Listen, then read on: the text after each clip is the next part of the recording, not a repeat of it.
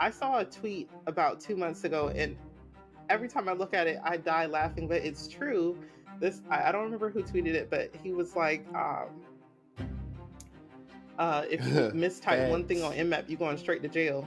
And it's funny. Yeah. It's funny, but it's so true.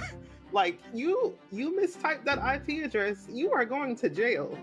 Like you need to know what you're doing. This is not just Yeah. type hack pew pew pew. Like no, you you need to know And what that you're just doing. This remind is me of not a something. game. Like At my you're old company, we couldn't when you're even doing use and welcome back to the TechTual Talk. It's episode 50. I really appreciate everybody for really just supporting the channel. Y'all really been helping me grow. I appreciate all the love, all the messages, the comments you guys give me, sharing out the content. I really do appreciate it, man. So let's just keep it up. And, my goal is just to help everybody learn about tech and also show representation while doing it. Now, today we have Miss Ciera, aka the Pentest Princesss, and it's a pretty good episode, straightforward. She tells us how she wanted to be a nurse at first, but then she decided to do cybersecurity, working in the help desk, getting a cybersecurity job, and her experience being a Black woman in tech. So, without further ado, let's get into the episode. Funny, everybody who's listening right now probably say, "Man, is he finna talk about Xbox again?" You're right. Because Ciera was on the game with us that night too when we was playing Gears of War. I don't know if she was getting carried like I was. I wasn't getting no kills. No, I was you tripping. were getting all the kills. I was dying because our team was not helping us. So No, it wasn't me. It was Eric's teammate that was getting all the kills. yeah. I think I looked up a couple of rounds, but other than that, I didn't do too good. But maybe it was because I got the old Xbox One X, and now this morning I ordered my Series X, so it'll be Yay. coming sometime next week. But enough about that, guys. We have the Pentest Princesss with us, and it's actually a interesting name. It sticks out. I haven't seen too many Pentest Princesses, and so my new way asking everybody to introduce themselves is like, who is the Pentest Princesss? Well, the Pentest Princess is a hacker at heart.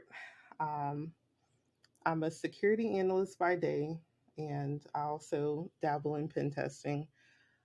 It's funny, I got that name the day that I got my Security Plus. I was celebrating, and I was trying to find like a cybersecurity adjacent Twitter handle for like months, and I just couldn't anything like I picked out. I was like, oh, I don't like that. And so, literally, after I passed my Security Plus, I was like, Pentest Princess. Like, it just came in my head. And I was like, I like that. That's a nice name. So, I just kind of took it and ran with it. And that's kind of like my cybersecurity hacker persona now. So, that's where that name came about. That's nice. Funny that you mentioned like just the word hacker is always just so funny to me a Yeah. little bit, just because let me see who was it. Shout out to Shamika. Shamika was on the episode that I had about cyber threat intelligence, and I posted my video from last week with me, Eric, and Rose, and we just talking about representation in cybersecurity. And she did a brief story time on her TikTok about how she was on a trip, on a vacation, and people were talking about what they do. And then when she said what she did, some guy that was just looking in almost choked on his food and almost died because he was surprised, that she was in cybersecurity. Because I think everybody, when they hear cybersecurity, they think about like Mr. Robot or like Yes. people in the basement with hoodies on to stay with their moms and stuff like that. Like it's such a negative connotation. Speaking of what I just thought about, and I haven't said it in a while because that's not what I currently do at work, but just the negative connotations of whitelist and blacklist is horrible. I'm glad companies have moved on to saying, allow list and block list instead of white and Yes. blacklist. Like it's horrible. Like, why is the blacklist bad? Why is the whitelist good? Like, and I didn't really think about the one time till my coworker kind of pointed it out to me. So that was pretty, funny. But not to go on and on about that because we could. What Yeah. so briefly, you kind of told us who the Pentest Princess is. What's your background in like what led up to, wanting to go get that security plus and then wanting to pursue a career in cybersecurity? Can you tell us a little bit about that?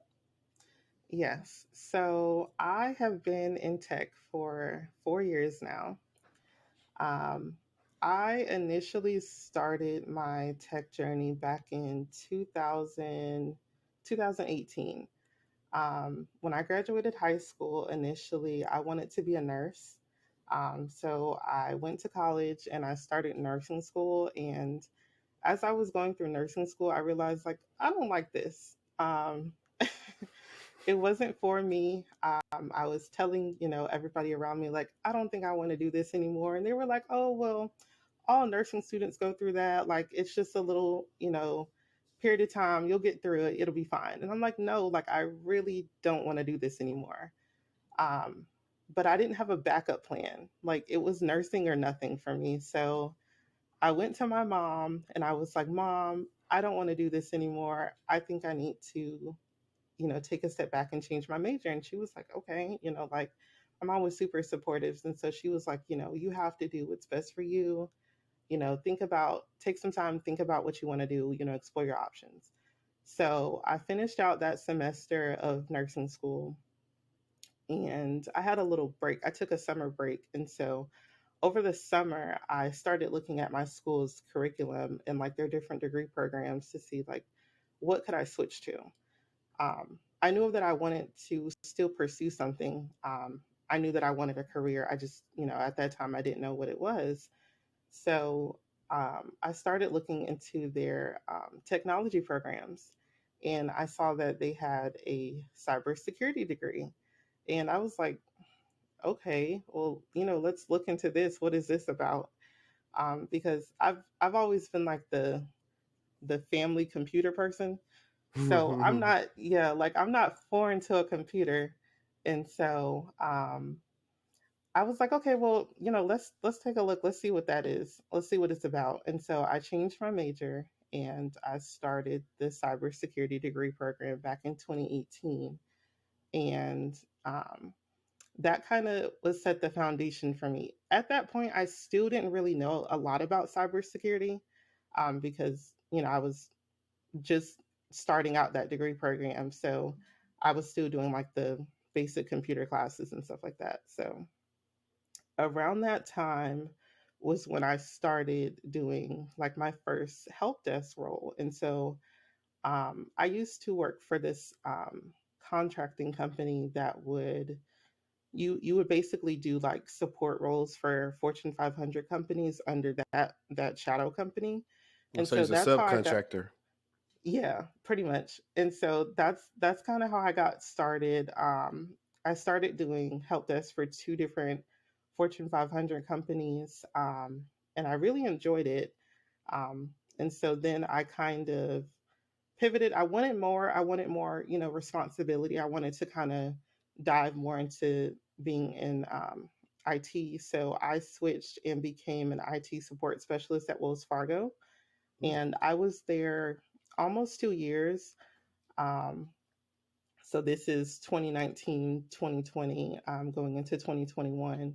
okay. And then Pandemic I time. switched, yeah, pandemic time. How and briefly, I don't want to interrupt, but since you said you were doing IT support in 2020, how was that with the pandemic, with dealing with end users? It was so working at Wells Fargo when I was doing IT support, I was doing IT support for their banking customers. So I was already kind of used to, the cadence of that work. When I became an IT analyst towards the end of 2020, which that I was working at TD Bank then, that was with actual TD employees. So it was different, but it was still kind of the same cadence. And I learned a lot in my IT help desk roles, and so I kind of always tell people like it's okay to start from the bottom because those foundational skills that you get in IT and Mm-hmm. help desk, like I still do things from help desk now as a security analyst and a pen tester. So I feel like those roles, those, you know, a lot of people would try to frown upon doing help desk roles, but I feel like they're really important. Like we have IT help desk for a reason. So during the pandemic, that was it. I'm not going to say it was difficult, but everybody was going through stuff at that time. So I just kind of think of it as a piece of my journey. And then when I was an IT analyst, that was when I kind of kicked up a notch with cybersecurity.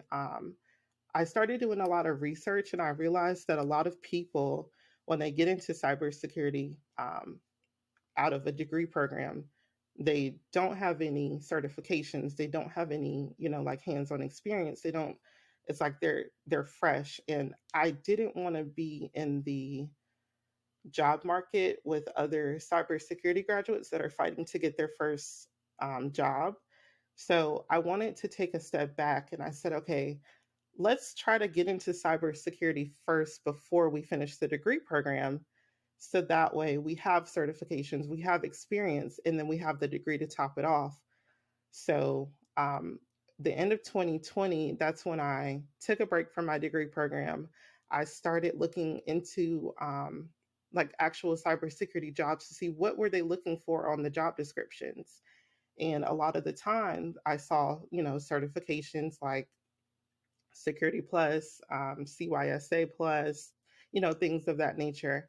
And so I started writing those things down like, okay, well, if we're going to get into a cybersecurity job, this is what they're looking for. These are the type of foundational skills that are necessary. And so I just kind of that was when I really started making my plan, and I started looking into cybersecurity roles, like the different jobs within cybersecurity, to see like, okay, if we get in, what do we want to do? Like I don't want to just get in and then be lost. So I'm like really thorough when it comes to making plans for myself. So I took like 3 months and I just was doing research every day. I was meeting different people.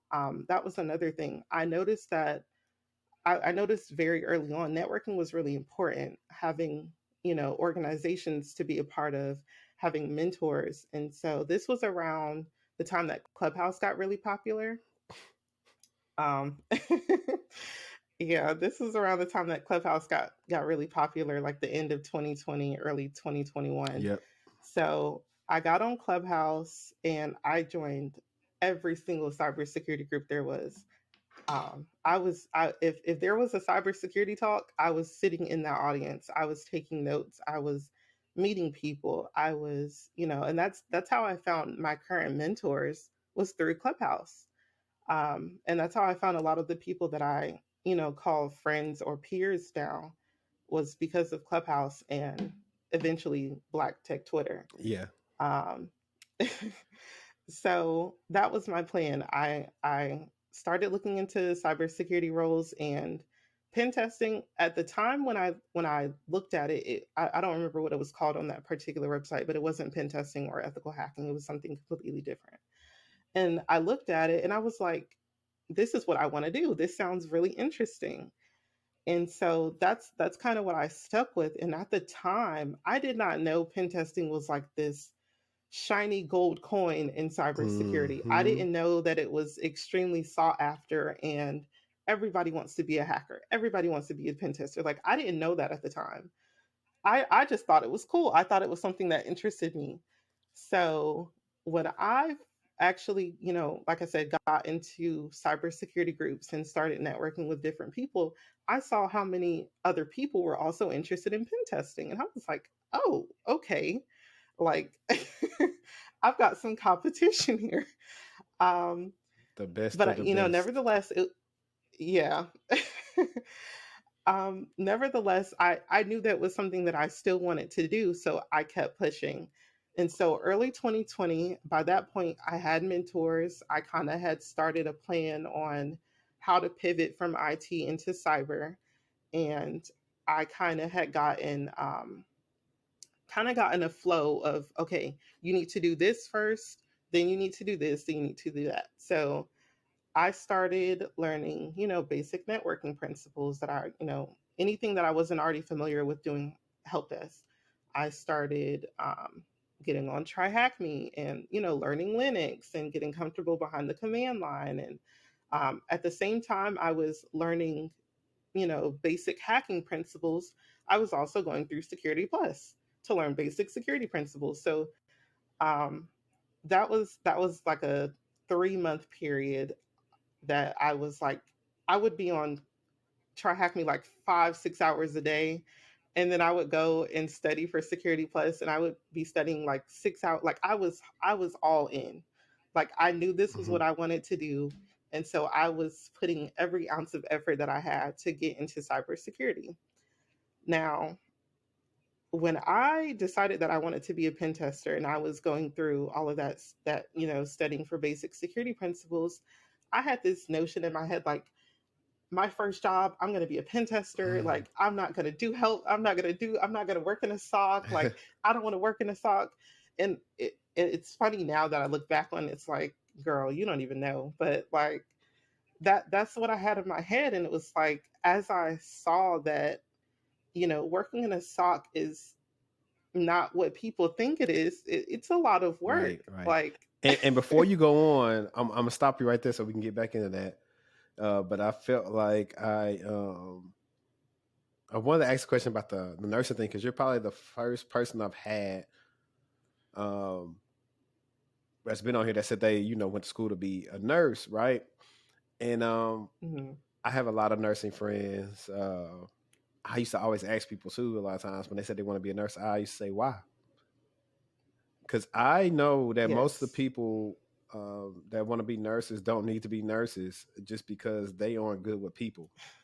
I don't, yes, I've yes, experienced nurses not being as nice as they need to like, my loved ones and stuff like that. And that's a big deal. hmm Um, it Certain is. cities, like my hometown, it's not a lot of opportunities to do a whole bunch of other things. So a lot of women decide to hmm go be nurses just because they know it's a good paying job, which is fine. Yes. But also, I know what nurses go through, and as much money as they get Yes. paid, sometimes that's not even worth it for the crap they got to go through, you know. And just think about it, if you probably would have been. Let me see. Do you think you would have been finished I with would have been clinical by now? graduating. Yeah, I would have been graduating right when the pandemic started. Right. I would have been miserable. Exactly. That stuff was crazy for them, and it was just good that you decided to shift focus, or like I tell a lot of people sometimes, like, okay, cool, if you want to do healthcare, cool, but hey, look at something that's tech related in healthcare. Well, give you a little bit more hmm flexibility with your family, and you'll be in need, because always a need for healthcare Yep. stuff in tech. And then the fact, but I think what benefited you though was like you were able to get experience while going through school with the help desk stuff. Yes. And for me, I mean, I did my last work studies with my boss, and I'm trying to get him on here too, because he was the IT director at my college, of the College of Business. He set up like all the infrastructure and everything, so he's like super smart. He's been doing this stuff for hmm years. I used to work with him, and it wasn't necessarily help desk. It was more, what we call IT assistant student, something like that, workers or whatever, where we just like go in. They had like the smart podiums, or they needed some stuff done to hmm their computers, add more RAM, you name it, all that type of stuff. But that was one part of it. And then going to be a subcontractor and help desk like right after graduation. Because just like you, I didn't. So this is why I have like empathy for like some of the people that are trying to get into cybersecurity and stuff right now. But part of me doesn't, because I'm like, y'all have way more accesses to resources that I didn't have. Like you mentioned Clubhouse and Yeah. Twitter. That wasn't a Yeah. thing in 2013. That wasn't a thing. Like it wasn't a lot of people I could turn to figure, hey, how do I get in cybersecurity? The best slash hmm worst advice I got was like, hey, get your security plus. And then right after that, he had told me to get my ethical hacker, which was stupid. It just was overpriced test that didn't show me nothing. But anyways, just like you, I've realized I was like, if I have this cert, at least I may fare better coming out of school. So I got like the summer before I graduated. needless to say, it didn't Mhm. help me that much because I didn't have a strategy. And what you outline is you had a strategy. You looked at the roles. You pretty much, without me having to ask you the question, you did what I tell people all the time if they want to have a consultation or whatever, or they message me and say, well, hey, did you look at the roles you want to land and use the job description for Mhm. your study guide on what you need to learn? It's like one of the Absolutely. Every simple time. yet most effective things you could do. I think the hard part for people is they don't know what to look for, like what they would like to do, and that's what I typically help them with. Yeah.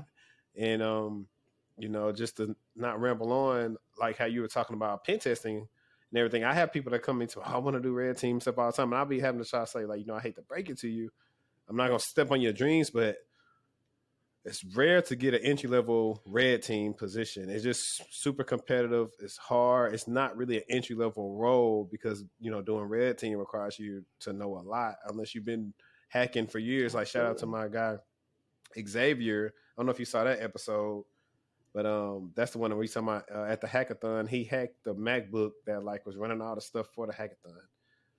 Oh yeah. Like unless you like that, like and like you're like that, like it's gonna be hard to really stand out against some people that might have been doing that stuff since they were like teenagers. And that's what a lot of Mhm. people don't understand about red team. It's best to just kind of get in where you fit in and make some Yes. acquaintances in the company and then see if you can move over to the offensive side. But that's my little spiel. Yeah. Now we'll go. Let me do this. Let me see if I can find on here if it's going to play. Oh, there it is. Now let's get back into what you were talking about. Like, you thought you weren't going to work in the SOC and how, like, hey, working in a SOC is very different than what I thought it would be. Absolutely. Um, yes. So, oh Lord, I'm trying not to go on a Oh, tangent. go Okay. ahead. That's what this is So, for. Because I build off of what you say. gotcha. So, yes, it's funny. I'm sure at the time when I had that conversation with my mentor, I'm sure she laughed in the back of her head, but she didn't want to crush my dreams. Mhm. So she didn't say it. But I remember telling her out of my mouth, like, I want my first cybersecurity role I'm gonna be a red teamer. I'm gonna be a pen tester. Like, I'm not gonna work in a SOC. And then I realized, um, while going through, after I got my security plus, boom, I'm applying to jobs Mhm. now. I'm gonna become an entry level candidate right now. So I was interviewing and I realized they're not looking for somebody who doesn't have Mhm. experience. Um, although I have an IT background, you know, I'm still trying to get my first cybersecurity role. I'm trying to get my foot in the door. I have to get in, as you said, get in where I Right. fit in. So I noticed a lot of people, they get into cybersecurity as a security analyst or a SOC analyst. Um, so that's when I kind of took a step back and I was like, okay, we know you want to get here, but in order to get here, you have to do some things in between. You need to become a security analyst, you need to work in a SOC. So I had to kind of like humble myself and be like, okay, in order to get what you want, you have to do this. So even going into my first security role, I still had it in my mind that, oh, this is only a Mhm. stepping stone. I'm just here to do the work. Like, and then I actually like got into the work and I realized one, people have a people on the outside have a very negative connotation about what security analysts or SOC analysts do. Mhm. And I feel like until you actually do that work, you just don't know. And I fell in love with security operations once I got into my first SOC role. And it made me realize also, as a pen tester, working as a security analyst, you're just on the opposite Yep. side of the fence. So, me working as a security analyst makes me a better pen tester. I can't evade defenses that I don't understand. Like, I can't, like, I can't attack what I can't defend. Yeah, like I can't attack what I can't defend. How is somebody gonna pay me to be a pen tester on a contract and they want me to attack their infrastructure and I don't even understand what their infrastructure is? I don't understand what EDR solutions they're using. I don't understand what SIEM tools they're using.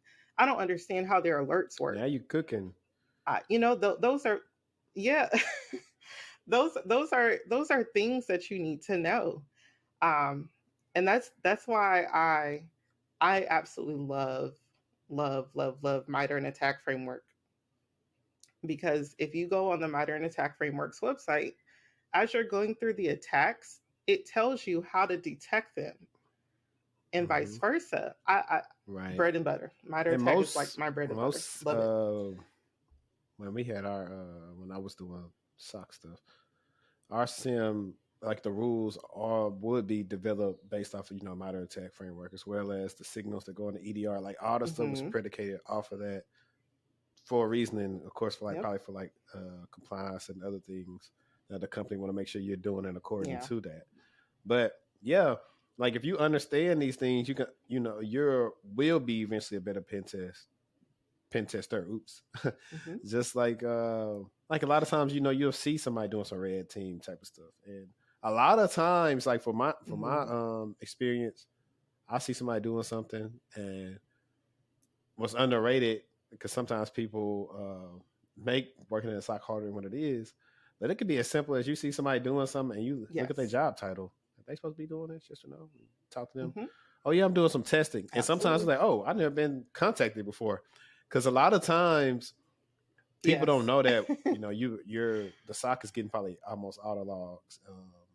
Except like with they segment like insider threat stuff. I like with insider threat like slightly. That's another thing that I probably try to get somebody on here about does insider threat, because people don't understand like nothing they do on their computer is not seen, and I just want to share that with them. We see everything. Yeah, before I left, I helped put with the report. It's like a list of users, and I had to put them in a lookup list in Splunk, and pretty much I needed to get everything they printed out year to date, in a report, and send it to the insider threat team, because I forgot what they did. But they're just things like that. But it is dope. So speaking of SOC, let's have just a little bit of fun. What EDR and SIM tools do you use at work? So right now, because I just switched roles or switched companies. So right now we're using CrowdStrike, Splunk, which we didn't use Splunk in What my did you use last before role. that? So now I'm going through the Okay. Sentinel. I've used, you talking about Sentinel? Oh no, you talking about Azure Sentinel. And I was thinking about Sentinel One, the EDR, when you said that, because that's one of CrowdStrike's and them competitors too. It's kind of bringing up some steam. Okay, look at you. I actually want to do a lab and install my own Sentinel and post some logs too to see how it handles it. I liked Sentinel. Most of my IT work was Microsoft based. So I was already used to being in the Azure environment when I got into my last role. So it was just kind of like, oh, I'm just learning these new Microsoft tools. But Sentinel, Defender is pretty all that, I think they're pretty cool. Yeah. Defender, and we used to use the 365 like email compliance. So like that, if you had that in the environment and seeing people click on like phishing links and stuff like that, you can actually just look at what it actually was. Yeah. And so definitely. So what would you say is, we'll say, the top 3 alerts that you work right now? Like, what are those? Oh God. Number one, phishing. That's number one. Number two,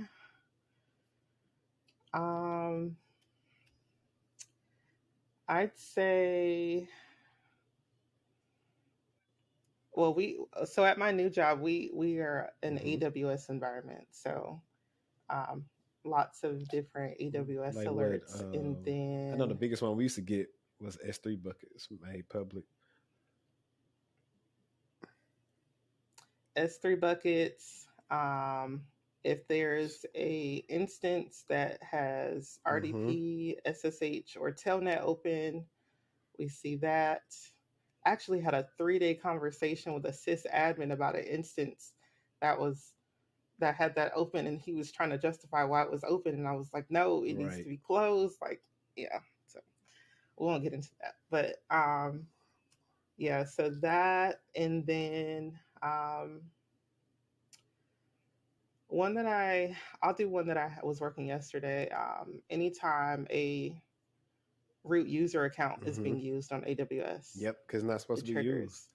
Um, yes, not supposed to be used.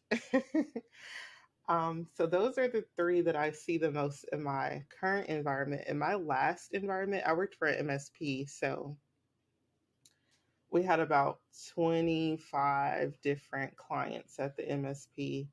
But a lot of the alerts that I would see in the old environment was LOL bin activity. Um, we would see potential brute Mm-hmm. force attacks. A lot of the clients that we had were like federal Oh, or so like that made it probably government easy. contractors Like and stuff like that. So their yeah, environment probably was locked down a lot. yes. And so I would see a lot of that. And then what else would we see? There were so many different alerts that I would see. It's funny, like I thought moving one, I'm not gonna say I didn't like working for an It's okay. MSP. You can say it. It definitely gave I didn't like working for an MSP. Um, it was Mm-hmm. a lot going on. Clients don't really respond to tuning Mm-hmm.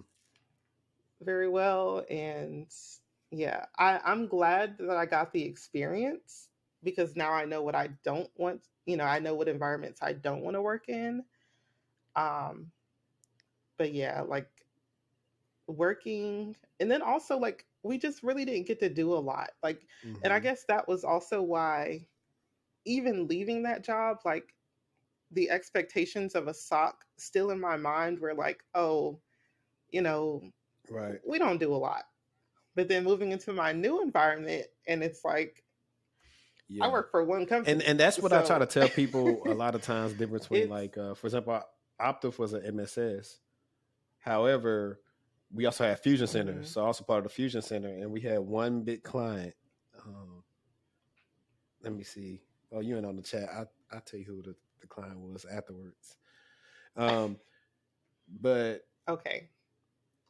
we didn't deal with multiple clients like the other part of Optif did. So we got to cultivate, that sock Mhm. and do different things that typically you wouldn't do if you're on the MSS side because you don't have a lot of time to do anything, but just look at some, oh, let's escalate it to the client or whatever. That's about it. We had a lot of Yeah. stuff to do Yep. with tuning, playbooks, use cases. Um, we had like, I don't know, it's fun. Like, at your current company now, do y'all have access to CrowdStrike University? Yes, I went through all the glorious CrowdStrike University training Did you when I first sign up to started. get your CCFR? Yeah, No, it's a cheap I need and to the do test that. is easy. And what that's going to do is it's free game. Is that you start getting just some CrowdStrike certifications on your resume, you could potentially just be a person that's working with CrowdStrike and probably just getting paid more just because you know how to do CrowdStrike. Like I have CCFA. Like I was Mhm. approached like, oh, they want you to manage CrowdStrike. I was like, man, I ain't never did it, but I can. Yeah, because they made us Manage. get the CCFA at work, but really we should have been getting the first responder and the threat hunter from there. And the sucky thing about it is that you can't Mhm. really get access to CrowdStrike University unless you like at a company that uses it. Because I tried to do it on my own, Yep. And then we also got hooked up with like a lab environment, so that made it even easier to study. Like the stuff you're doing, I was going there and doing it in the lab environment. Y'all might have one. That's dope. Look into it and ask about it. I'm gonna have to look into that. We got Yeah, I we love had Tanium training, so I got like some. It's somewhere on my computer. I got some stuff from Tanium. I don't know. Do y'all use Tanium? I don't. Tanium's pretty dope. I It's an don't think EDR so. solution too. It's I'll not have as to good look, as but I don't think so. on cloud yet, but it's pretty dope. You ask questions like you might say, "Give me all processes for our host or X amount of hosts or whatever," and then it gives you. But it's the way that it has to word that helps you out. It's pretty cool. We used to have that in the environment. We had EPO. We had Trend Micro Deep Security for like a lot of our cloud stuff and like those servers. So yeah, we got to touch. I got to touch like a lot of tool sets, which another reason why I like telling people like SOC stuff is because if you get in a SOC that lets you touch a lot of different things, you can figure out what you possibly want to niche into as well. Because there's so many different things you can do. Absolutely. You can move into detections. You can say, oh, you know what? I really like working with the SIM. I like, I like doing that stuff like scrubbing the logs, only putting what we need to put in there. So that's why you like, it's one of the best kept secrets. A lot of people just don't know once they get in there. When they get in the actual SOC that does work, they're like, yeah. Because some SOCs get over, man. I remember one SOC, I have a client, they was paying him pennies. And I was like, really? Why they? I don't know why they're doing that. That's why people don't stay. People don't stay at a SOC because the dark side of it is if a company don't recognize like, hey, your SOC is vital, then they won't listen to the analysts. They won't pay them right. They won't get bonuses or nothing. And you just be looking at a revolving door of no consistency. I see it at a lot of companies. So yes, but I also thought you was going to say when I asked you about the top 3 attacks, I'm surprised you didn't say anything about authentication. Yeah, no, that is top 3 as well. It's not top 3. Well, right now, I don't think it's top 3 in my current environment, but it was definitely top 3 in my It last was environment for sure. it was up there. Mine was like authentication, malware, and I think like AWS stuff. And that's just because we had the rules where, hey, unrecognized travel, all those different Microsoft rules that we had kind of like tweaked. Yep. In our environment, though, most of the time they didn't care if something failed, unless it just was like every day, and we was like, we need to like look into like, this specific IP address. But if it failed, whatever. If our tools did the job, it was like, okay, cool. Because one thing is, if you worry about everything that's failing, you will be super busy chasing a lot of stuff, and it kind of you'll probably end up seeing like it's a waste of time because it's failing. Like let our tools do what they're supposed to do. Just get the users and put them in security awareness training if they click links and everything else. For some of the phishings, if we look like the site was a harvester, we would just go ahead and reset the password because sometimes we didn't have we had another tool that was like on Exchange that could tell us if they clicked it or not. But if you didn't, we was like, worst case scenario, they just get their password reset and it'll be fine, unless it's like a VIP person. But when I was with Goldman Sachs, we used Area 1 security and Proofpoint. So Proofpoint used to let you know if they clicked it or not. And they had it integrated with Phantom, where you could potentially find whatever that, what was that, message header, whatever, see if who all got it, and then find those people. And you can pretty much research it like that when you're doing your analysis and all the different sandbox stuff. So that was pretty cool using it like that. But the next thing I'll probably ask you is, I haven't asked this question in a while, but how has it been for you being, a Black woman in tech? What's your experience been like?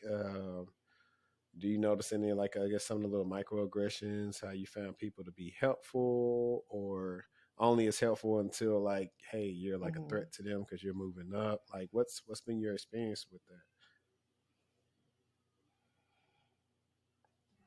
So, definitely in my first, I would say my first Mm-hmm. 3 roles in tech, I always had super supportive managers, super supportive team members. If there were any microaggressions, Mm-hmm. they weren't like out there, you know. Um, I never had anybody that I felt was hindering my success. Now, when I became an IT analyst, um, I definitely felt microaggressions from management, which is ultimately why I was Mm-hmm. like, okay, we're Shout going out to to the pivot Pivot now. Like, Podcast. I can't keep experiencing. Yeah. I was like, I can't, like, I don't want to do this anymore. So that was the first time I felt like I didn't have supportive overhead. Um, my last role, which was my first security role, my manager was great. My team members were great. I was the only Black woman in the Wow. entire company of my last role. Um, yeah, I was the only Black woman in the entire company, and obviously the only Black Mm-hmm. woman on the security team too. I wasn't the only woman, but I was the only Black woman. Um, and so my team culture was super great. My manager was super support, or I thought he was super supportive, because when I first got into my last role, I told him from jump, like, I want to do red Mm-hmm. teaming. I want to be a pen tester. And he he was supportive of that. He if I needed connections, like he would refer me to different people who he felt like could elevate my career. And he even told me, like, you know eventually we're going to start offering pen testing at our company. I want you to do it. So right around the time that I left my company, he had just offered me a red team role. um, but I Yeah, was see.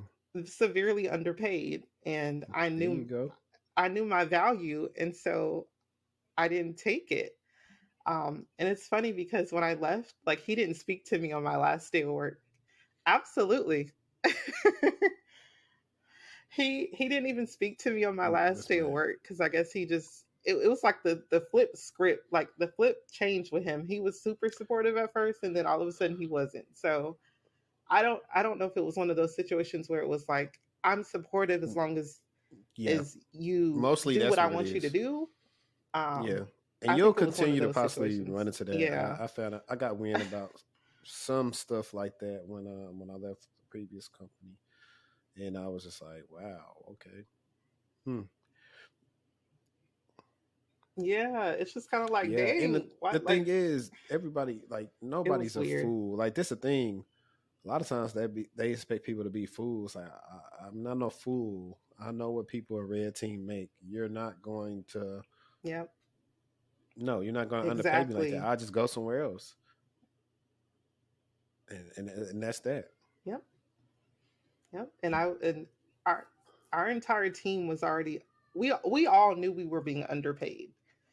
Um, they basically wanted me to take the red team role for like No. 5K more than I was already making. And it's like, what? um, yeah. And then it was like they wanted me to do red teaming for our company. And then eventually they wanted to start offering it as a service. So I know that you guys are already getting very, very well paid contracts. If you start profiting off of, and mind you, I was the only person at my company who even knew how to do a pen test. So you need me to offer the service, but you don't want to Yeah. pay me for the service. So it was just kind of like, I can't. I can't. I know I they was cannot. sick No. when they found out. I Mm-mm. don't know if they found out where you went, but they all like people always look like one of my guys Oh yeah. I did a consultation with. He was telling me about the company he used to work for. He was working for one of those sock companies I was getting over. They was paying him pennies. And once he went to his new company, old people from his company been looking at his profile on LinkedIn, trying to see where he went. I say you can always block him. Yep. Yep. Every day. Yeah. Absolutely. It's funny, like I told some of my coworkers that like I was cordial with, um and I wasn't, I wasn't gonna hide it Mm-hmm. when he asked me where I was going. I told him, like, um and so I still get the such and such viewed your Yeah. profile on LinkedIn. I think it's funny. um I People don't, like, hey Ciera, I don't feel any type of way about think it you can refer because me to Zoom? Mark my word. yeah, I I'm happy that I left. Now, granted, it was a hard decision because it was like, do I take my dream role, but I'm underpaid, or do I move into another analyst Mm-hmm. role at a better company and, Right. Enjoy the just journey. enjoy the journey? I'm not in a rush to be a full yeah, I'm not in a rush to be a full-time pen tester. I've already sat in on a pen testing contract and got paid for it. So I have pen testing experience under my belt. And I feel like for me right now, working as an analyst and then just doing pen testing contracts, that's comfortable for me right now because I'm still doing what I love and I'm still getting the best of both That's worlds. right, Hannah Montana. I'm just not in a rush, You said the best of both worlds. Not Hannah Montana. I did. But yeah, and I think that when people reach out to me and they see like, oh, you're a pen tester, you're a security analyst, how do I get into pen testing? Um, I always tell them like, don't rush, because one, you need to know what you're Mm-hmm. doing when you get into these pen testing contracts. I saw a tweet about 2 months ago, and every time I look at it, I die laughing, but it's true. I don't remember who tweeted it, but he was like, if you mistype one thing on Facts. NMAP, you're going straight to jail. And it's funny. Yeah. It's funny, but it's so true. Like you mistype that IP address, you are going to jail. Like you need to know what you're doing. This is not just, oh, Yeah. type hack pew pew pew. Like, no, you you need to know And what that you're just doing. This reminded is me of not a something. game. Like, At my you're old company, we couldn't when you're even doing use NMAP because it would affect mhm, some of the business of the company. If because somebody, a previous mhm, provider, was running NMAP and messed some stuff up, and so no, you couldn't even run it. Like if we want to find out more, so mm, you're definitely right. And with red teaming, I don't yep. even think people understand like the part of it that's not fun when it comes to paperwork side and the documentation. Yes, Hmm. the legality part of it is very important because you need to make sure you are not doing anything that's not Hmm. in your SLA. You have to read that documentation and know, like, okay, if the company, the client that you're doing a pen test for, they say we've got 10 servers, 500 endpoints, da da da da da. This is within your scope. You need to stay in scope. You get out of scope, Mm. now you got to go to court because you touched something that you didn't have permission. You have to have permission. That is the big part of pen testing. It's more paperwork than it is exploitation.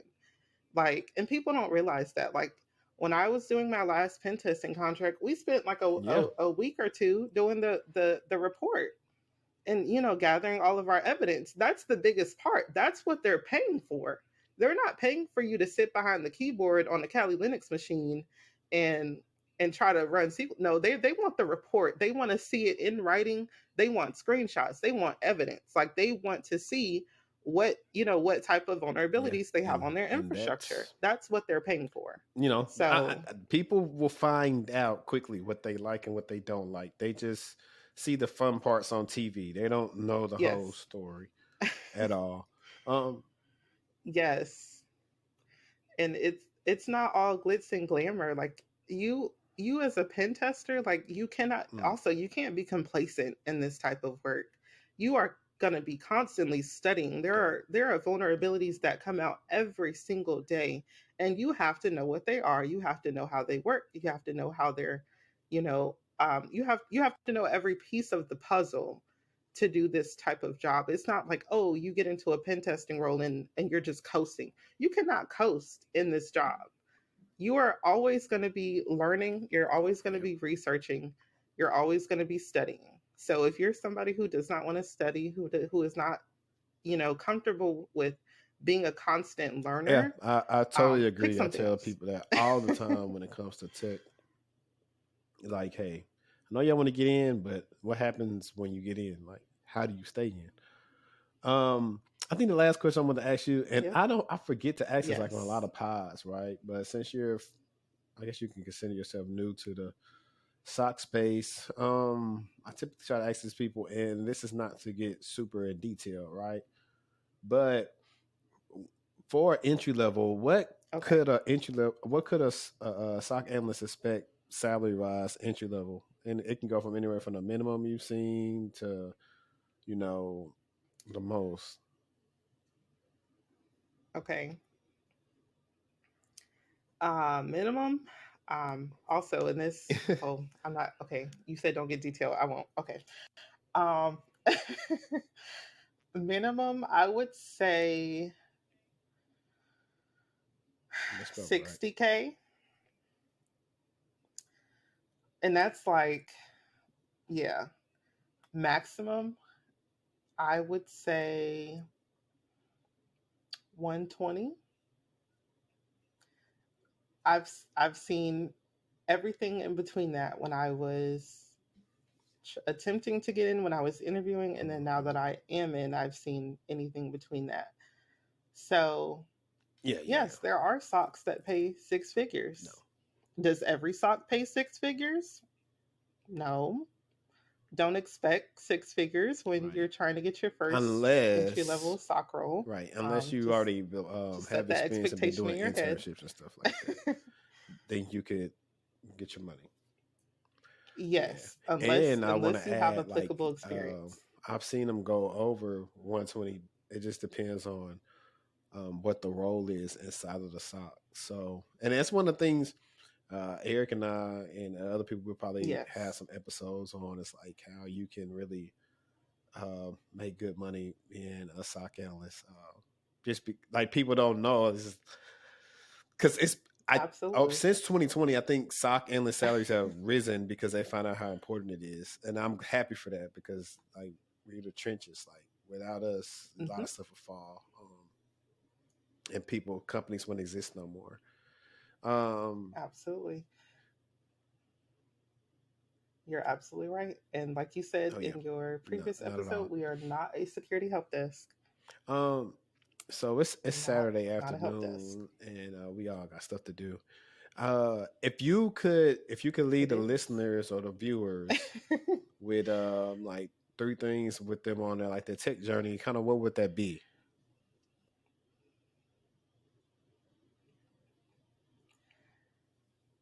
Do what you're passionate about. Um, when you are truly passionate about a role, you go further in my eyes. Um, that's the first thing. Be passionate. Whatever you do, be passionate about it. Um, two, network. Network your ass off. I got into pen test my pen testing contracts and my first security role because somebody knew who I was and they vouched for me. So networking is key, and not just in security, but in all aspects of tech. Networking is key. It's sometimes, yes, it's about what you know, but it's also about who you know. You knowing certain people allow you to get into rooms that you may not have been able to get into before. So I'm a firm believer in networking. Join all the groups, you know, get on tech TikTok. Twitter, meet people, establish those connections, and not just, yeah, and not just not just don't just reach out to people for connections, but reach out to people to make genuine relationships. Um, People will remember you a lot better if you can establish a relationship with them versus just hitting them up. Hey, I see you work for such and such. Can I get a referral? Like, no, like get to know that person, see what they're working on, see what they're doing. Like, you know, and so that's to network. And then number three, know your worth. Know your worth. When it comes to your career, know your worth. Know what skill set you have, what that equates to compensation wise, so that you do not get underpaid. Nice, nice. Pretty sure everybody Those are my three appreciate that. things. And the last thing is, now I will have your socials in the description, but for the listeners right now that can't look at their phone, how can they keep in contact with you?